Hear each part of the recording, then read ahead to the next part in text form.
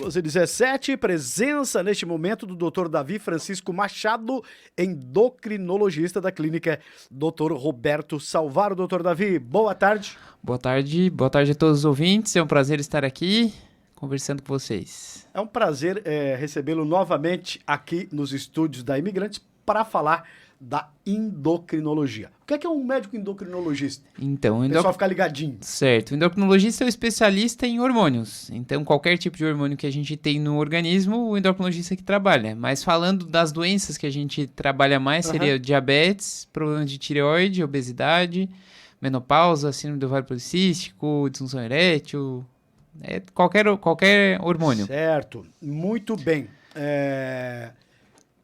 O diabetes é um problema realmente que afeta muita gente. E dizem que é um problema silencioso, é verdade? Sim, é uma doença silenciosa. Ela demora anos para gerar sintoma, geralmente, né? Raramente se manifesta logo. A pessoa costuma ficar anos sem ter nenhum sintoma, faz às vezes exame de rotina, não tem nada, e de um ano para o outro nota que teve uma elevação do nível do açúcar no sangue, que é a glicemia que a gente chama, né? E a ponto de ter sintoma, que é aquela boca seca, fazer muito xixi, sim, é porque já está um nível muito alto. Então, não tem que esperar sintoma, não. Tem que fazer o exame anualmente para tentar descobrir, porque quando tem sintoma, já tem risco de complicação. Então, já tem risco de problema no rim, problema nos olhos, nos pés. Então, não espere ter sintoma, porque senão a coisa já está feia já. E aquela fase do diabetes, quando a pessoa sente que está com problema nas vistas, começa a usar óculos, depois melhora, tira o óculos e tal. É porque diabetes baixo? Ele pode ter uma turvação visual, uma visão turva e melhorar com o tratamento. Isso a gente observa. E até às vezes quando está muito alto e começa a ter o valor normal, isso às vezes o paciente fica preocupado, que ele estava com diabetes bem alto e daí quando começou o tratamento deu uma piorada. Isso pode acontecer também, porque essa variação que gera essa visão mais embaçada. Então, mesmo com o tratamento já pode acontecer, mas com o tratamento se espera que melhore, né, ao longo do tempo. Já se a pessoa não trata, só piora, né? Tem gente, é uma das principais causas de cegueira, né? Doutor Davi, qual é a diferença da tipo 1? Tem a tipo 1 e a tipo 2, né? Isso. Resumindo, de uma forma geral, seria tipo 1 e tipo 2. A tipo 2 é o mais comum, então é aquela pessoa que surge então numa idade um pouco mais avançada, relacionada ao peso, então relacionada à obesidade, excesso de peso. E já a tipo 1 costuma acontecer mais em crianças ou adolescentes, é quando tem uma imunidade contra o nosso próprio pâncreas, que é o órgão que produz a nossa insulina. Então, isso já acontece numa idade mais nova, por isso tem geralmente essa diferença. O tipo 1 é na pessoa que tem que usar insulina logo que tem o diagnóstico e costuma ser uma população um pouco mais jovem. Já o tipo 2 é aquele pessoal que usa comprimido, às vezes tem que lançar a mão da insulina, mas é num tempo depois, assim, não é logo em seguida do diagnóstico. E quem toma comprimido tem que tomar o resto da vida? Infelizmente, a gente ainda não tem cura para o diabetes. Só que, não diria que para o resto da vida, porque eu já vi paciente que perdeu bastante peso e conseguiu ficar um tempo, pelo menos um tempo, sem medicação.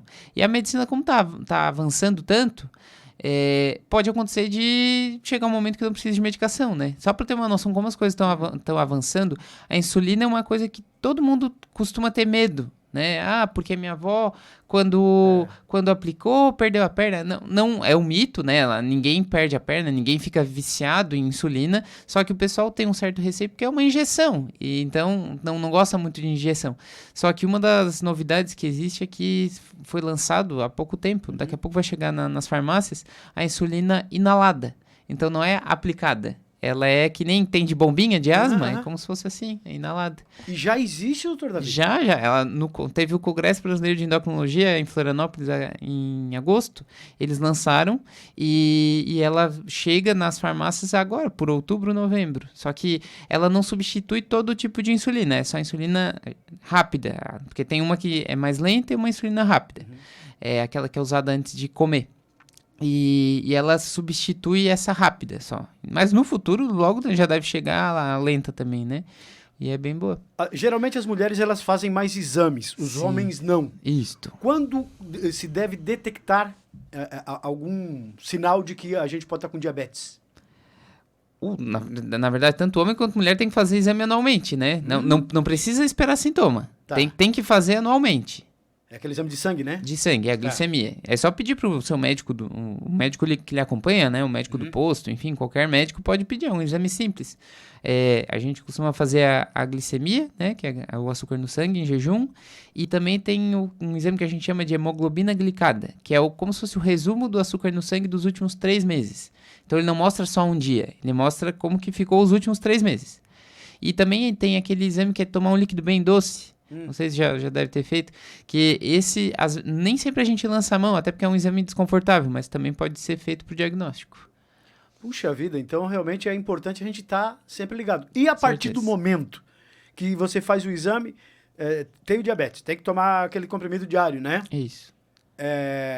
Tem que fazer exame também? Voltar a fazer exame? Tem que fazer exame. Mais ou menos de 3 em 3 meses a gente tem que ver como que tá, porque o diabetes, com o passar dos anos, ele pode evoluir.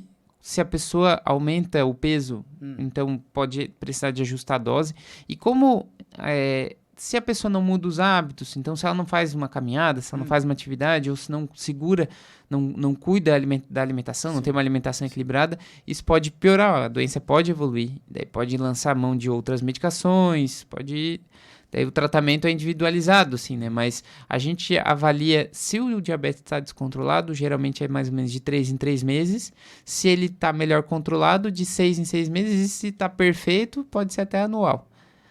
E tem que ter todo aquele cuidado também com relação à alimentação. Isso. Fazer uma caminhada. Tem muita gente que... Muito doce, né? Isso, tem gente que fala da alimentação e tem muitos pacientes que me perguntam, por que surgiu diabetes em mim? Eu nem comia tanto açúcar. O diabetes, ele não necessariamente surge por excesso de açúcar. Raramente é por isso. Ele surge por uma questão genética, a pessoa já tinha uma predisposição para ter e ela teve o aumento do peso. Então, se tivesse um motivo de alimentação, seria mais uma comida mais gordurosa por anos do que necessariamente um excesso de açúcar. Só que quando a pessoa já tem o diagnóstico, daí o excesso de açúcar vai piorar a doença. Mas para surgir, não necessariamente é excesso de açúcar. É a alimentação errada, inadequada. A diabetes em si não engorda a pessoa? Não, se ela tá descontrolada, ela pode até emagrecer, mas não é um emagrecimento bom, a pessoa não perde gordura, ela perde músculo, então não é um emagrecimento bom, mas ela por si só não engorda, tá? Não é uma manifestação. O excesso de peso gera diabetes, mas o diabetes não gera excesso de peso. Mas, então, não importando a faixa etária, é interessante o exame? Isso, a partir dos 20 anos, a gente já pode fazer exame anual, assim como faz do colesterol, do triglicerídeo, também faz do... Certo. E uma pergunta também, com relação àquelas criancinhas que já vêm bem gordinhas e tal, tem que ter um cuidado especial? Já pode ter diabetes o tipo 2, mesmo, porque lembra que eu comentei, o tipo 1 é mais quando falta insulina, é mais em criança, mas existem crianças com o tipo 2 por causa da obesidade infantil. E se de repente a pessoa, não necessariamente a criança, mas a pessoa começar a ir demais no banheiro e tal... É um sintoma, boca seca, um sintoma? Tem que pesquisar. Não é normal fazer xixi de noite. Pode, mas não é normal fazer xixi de noite, por exemplo. Acordar e fazer xixi de noite não é normal. A não ser que a pessoa tenha tomado bastante água antes de dormir, mas senão não é normal acordar de noite e fazer xixi. Então tem que investigar. Mesmo que não seja diabetes. A prevalência indica para diabetes, mas pode ser outras causas, pode ser problema no rim, pode ser outros motivos, mas daí vale a pena investigar o diabetes porque é bastante prevalente, né? Uma das doenças mais comuns do país. Doutor Davi, vamos falar agora com relação aos homens. O que é disfunção erétil? Certo. É quando o pênis não funciona direito. Então a pessoa tem o desejo, às vezes ela não tem nenhum desejo sexual, pode ser diminuição do desejo, né? Mas é importante a gente separar. Então, disfunção erétil, que é quando o pênis não funciona, pode ter por falta de hormônio, falta da testosterona, que é o hormônio masculino, mas também pode ser por problema, o sangue que não está chegando direito no pênis. Porque o que é a ereção? É o sangue chegar no pênis, por isso que ele fica duro.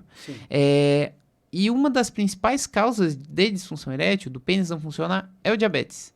Então, sabe que às vezes o paciente vai no consultório perguntando, eu queria dosar minha testosterona para saber se é falta de testosterona, e daí eu vou fazer o exame de sangue, o paciente tem diabetes. Daí a gente começa a tratar o diabetes, daí diminui peso, trata o diabetes, melhora a disfunção erétil, não tem nada a ver com a testosterona.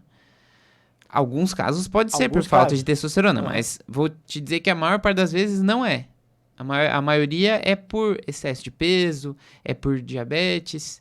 E como comentou, né, as mulheres acabam buscando mais, procurando mais, só que quando a doença mexe com o pênis, que o homem vai atrás do diagnóstico, vai atrás de tratamento, porque é uma coisa que afeta o bem-estar dele, afeta a qualidade de vida. Se não, geralmente outros sintomas o homem não costuma dar bola, né? Então, se tá perdendo peso, se tá com a visão embaçada, ele não tá nem aí, mas quando pegou na parte sexual, e daí o paciente costuma ir atrás. Daí complica o meio de campo, porque daí também veio o lado psicológico, né? Sim, sim. E quando não funciona, geralmente a causa da ereção que não funciona, geralmente são vários motivos, né? Então pode ser diabetes, excesso de peso, falta de testosterona, mas a questão psicológica também participa, porque quando não funciona uma vez, o cara fica com medo de não acontecer de novo.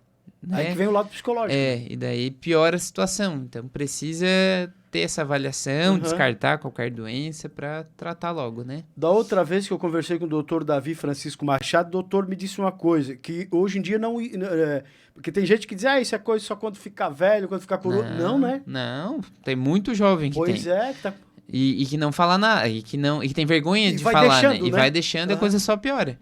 Então tem muito jovem que tem. Tem muito jovem mesmo. As causas do jovem podem ser um pouco diferentes do homem mais velho, né? Mas pode ser sim.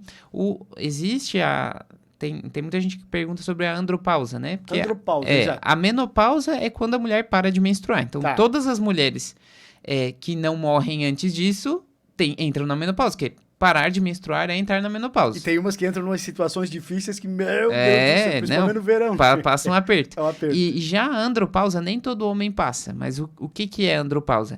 É quando começa a ter sintoma, diminuiu a ereção, diminuiu o desejo, mas é uma coisa progressiva, não é de um dia para o outro.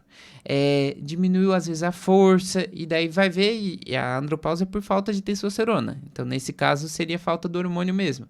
E daí a gente investiga, vê o quadro clínico do paciente, vê os exames, e conforme a gente vê a reposição. E costuma ter benefício, né? A gente individualiza o tratamento, vê se a gente coloca na balança aí para decidir. Vale a pena tratar? Vale. Então a gente melhora a qualidade de vida. Bastante. Olha só, essa da andropausa aí, meu Deus, né? Se fala tanto na menopausa da mulher e o homem também tem, a andropausa. Existe uma... Porque tem mulher que entra na menopausa mais cedo. Isso. Tá? E isso existe também na andropausa? Como a menopausa todas as mulheres entram. Na andropausa nem todo homem tem. Mas a maior parte entra um pouco mais tarde. A menopausa tem uma variação muito relacionada com a história familiar da mulher. Então, se a mãe entrou na menopausa cedo, ela tem um risco de entrar também. As irmãs, né? Isso depende quantas gestações ela teve, quando que foi a primeira menstruação dela. Então, tem vários fatores que influenciam, mas da andropausa não necessariamente. Isso é individual, não tem uma idade média. Doutor Davi, com relação aos jovens, que de repente algum jovem esteja nos ouvindo, esteja passando por esse problema. Sim. O doutor falou naquilo lá, mas fica assim meio com vergonha e tal. Vergonha não ir, né? Não. Tem que procurar. Isso. Até porque existe a medicina especial para isso. Sim. A gente estuda justamente para isso. E às vezes a pessoa, não só falando dessa parte, né, mas às vezes a pessoa tem vergonha de falar e acha que o médico vai julgar. Se abrir, né, de repente e tal. Só que a intenção é justamente tudo que acontece no consultório fica no consultório. Ninguém precisa saber, né? E não deve satisfação para outras pessoas. Exato. Se vai no médico, que você não quer contar para ninguém, então marca a consulta, vai sozinho, não precisa falar para ninguém e é isso. Você, meu amigo, tem que dar satisfação pro médico e o médico para você. Isso. São os dois interessados, né? Sim. Não existe... Não precisa... Exatamente. Interessante. Olha, então, gente, é por isso que é importante, né? E daí eu tenho certeza absoluta que até, de repente, algum problema psicológico que gerou por isso vai melhorar também. Isso. Não tenha dúvida nenhuma. Voltando ao diabetes. Boa tarde, é um ouvinte. Doutor, eu tive diabetes gestacional. Certo. Hoje não tenho mais. Será que tem a possibilidade de ela voltar? Tem. O diabetes gestacional, ele é um fator de risco para o diabetes, o tipo 2, aquele que acontece numa idade um pouco maior, né? Então, a gestação, ela simula o que vai acontecer com a gente, com a mulher, no caso, no futuro. Por quê? Com a presença do bebê ali, o corpo dá prioridade para o bebê. Então, ele te expõe te deixa meio de lado, o que acontece com o envelhecimento. Com o envelhecimento, o nosso corpo já não está funcionando como era quando era mais jovem. Então, ele já está um pouco calejado, já está um pouco gasto. Então, o que eu posso falar para esse ouvinte? Que hoje talvez ela não tenha isso, não vai ter sintoma, isso pode até demorar, mas quando ela chegar lá em torno dos 50, 60, o diabetes pode aparecer. Então ela tem que ficar fazendo o exame frequentemente e ter bons hábitos. O principal é a prevenção, né? Ela já sabe que ela tem um fator de risco. Então ela tem que ter uma alimentação equilibrada, fazer atividade física regularmente, para evitar que não aconteça e quando acontecer demorar o mais tempo possível, né? Porque existe também, doutor Davi, aquela pessoa que, agora meu diabetes baixou, tô legal, vamos lá e refém, pé na jaca. Pé na Isso jaca. aí. Aí depois volta mais rápido, né, se tiver que voltar. Sim, sim. Isso é bem comum. Tá certo, ela tá agradecendo e ela está dizendo que faz exames regularmente. Isso, só podia ser a mulher, porque o homem geralmente é mais o homem relaxado, né, pra fazer exame, doutor. Sim. Mas dentro da endocrinologia temos mais segmentos. Quais, por exemplo? Sim. Eu acho que Agora, esses dois é interessante, a disfunção e também o diabetes. Sim, sim. O feijão com arroz é tireoide, diabetes e obesidade, né?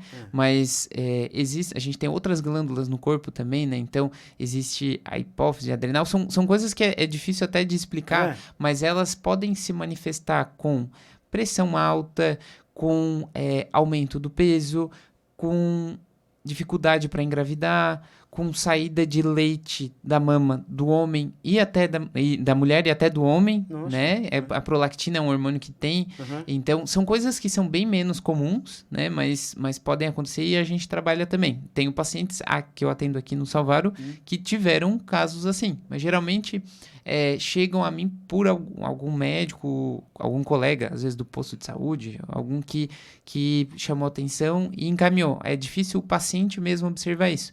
Mas então a gente pode lançar o alerta, né? Então, não é normal sair leite da mulher e muito menos do homem fora do período que está dando de mamar, né? Uma pressão que não está sendo controlada com 3 remédios em dose máxima, né? Então, converse com o seu médico do posto, enfim, o médico que está lhe acompanhando. Se é uma pressão alta resistente, também precisa de investigação. Pode ser algum problema endocrinológico. E a gente falou um pouco ali do excesso de peso, que é uma coisa que leva bastante gente ao consultório. E o pessoal pergunta, será que é da tireoide? Por que está acontecendo isso? Por que eu estou engordando? A obesidade tem vários fatores, né? Dificilmente é só uma coisa. Mas quando o paciente vem com essa queixa, a gente investiga tudo, vê os hábitos da pessoa, vê como é que tá o xixi, como é que tá o cocô, como é que tá o equilíbrio psicológico, como é que estão os exames, né? Porque a gente tem que descartar causas sistêmicas para a obesidade. Mas eu queria deixar o recado de que a pessoa com excesso de peso, às vezes ela se sente culpada por aquilo, como se ela fosse...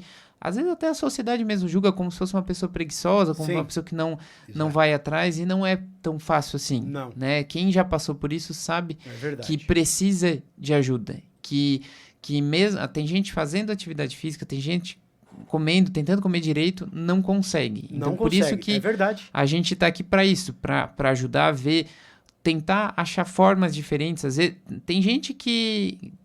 É muito fácil. Às vezes a gente vê em rede social a pessoa falando, fecha a boca e corre 5 km que vai perder peso. E não é bem assim. A gente tem que fazer uma atividade física que goste, porque tem que fazer a longo prazo. A gente tem que ter um equilíbrio da alimentação, não tem que ficar cortando tudo. Cuidar do esforço também, né? Porque de repente sair correndo aí pra se machuca, né? Também. Sim. Então tem que ter um acompanhamento, tem que ser avaliado, porque é o nosso corpo, é o nosso maior bem, né? É o nosso bem mais precioso, é o nosso corpo. Puxa vida! Como é tireoide? Isso, tireoide. Isso aí é uma coisa que se adquire? Não, a tireoide, todo mundo já nasce com a tireoide, todo mundo né? Tem a tireoide. Todo mundo tem a glândula, mas as doenças de tireoide são bastante comuns, principalmente nas mulheres. O hipotireoidismo, que é quando a tireoide é preguiçosa, ele faz com que o nosso corpo fique o nosso metabolismo fica mais lento. Então a pessoa fica mais cansada, pode ter perda de cabelo, unha quebradiça, pode ficar com o pescoço aumentado, que é a tireoide fica no pescoço, né? Pode gerar um aumento de peso, ficar com o intestino preguiçoso. Então são sintomas de uma doença bastante comum, que é o hipotireoidismo. Então... Aí é obrigatória a operação? Não, se usa remédio. A operação, a cirurgia se faz só para quem tem nódulo na tireoide, que daí também é acompanhado com um endocrinologista, também é comigo, mas daí o nódulo na tireoide, a nossa principal receio é se pode ser algum tumor, e daí se faz a cirurgia, mas o hipotireoidismo não se faz cirurgia, se usa remédio. E tanto em homem quanto em mulher? Tanto em homem quanto em mulher. Mas existe uma tendência mais para mulher? Ou mais para mulher. O hormônio feminino, ele favorece para ter a doença, o hipotireoidismo, e nódulo também. Olha, tá certo. 22 minutos faltando para as 3 horas da tarde. Teríamos assuntos para conversar tanto tempo, né, doutor? Teríamos. Hã? Bastante coisa. Pois é. E como é que tá aqui na nossa região a procura aqui? Não, tô bastante contente, assim, eu gosto bastante do povo aqui, tanto do Turvo, Meleiro, toda a região, né? Vem gente de Torres, vem de gente de bastante lugar, porque o Salvaro... todo mundo conhece e sabe como ele é querido e que ele é muito cuidadoso com os pacientes. Sim. E ele tenta fazer formar uma equipe que tem o mesmo pensamento dele, assim, né? Falando um pouco dos pacientes aqui, eu gosto muito que são pacientes que costumam seguir o tratamento, que levam a sério, que se preocupam com a sua doença, e que... É tipo o aluno aplicado? Isso, são pacientes aplicados? Sim. Então, é um povo muito querido, muito simpático, muito acolhedor, e a gente sente prazer de atender aqui, né? Então, que bom, a gente tem a possibilidade de estar aqui, e a intenção é justamente ajudar o povo, né? Trazer, às vezes antes a pessoa tinha que ir a Criciúma, tinha que ir a Porto Alegre, Florianópolis, para ir num especialista, e hoje em dia tem aqui no Turvo. Aqui do ladinho. Exatamente. Nossa.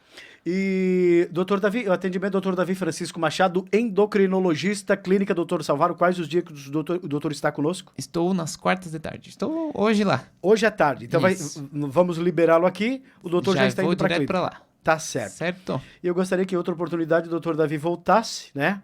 Porque os assuntos são importantes, são interessantes e muitas vezes, doutor, chamamos a atenção de alguém que está lá ouvindo. Isso. Puxa vida, eu estou sentindo isso, estou sentindo aquilo. Sim. Chama a atenção, aí vai procurar o recurso. Né? Essa é a intenção. Eu acho que a intenção e o certo é procurar quem entende. Sim. Vai lá, o doutor já faz a avaliação, se tiver que fazer o exame, faz, enfim. E é por aí, viu, gente? Olha, importante. E outra oportunidade, volte. Certo, doutor Davi? Será um prazer, né? É uma honra estar aqui conversando com vocês. Sempre, sempre, sempre.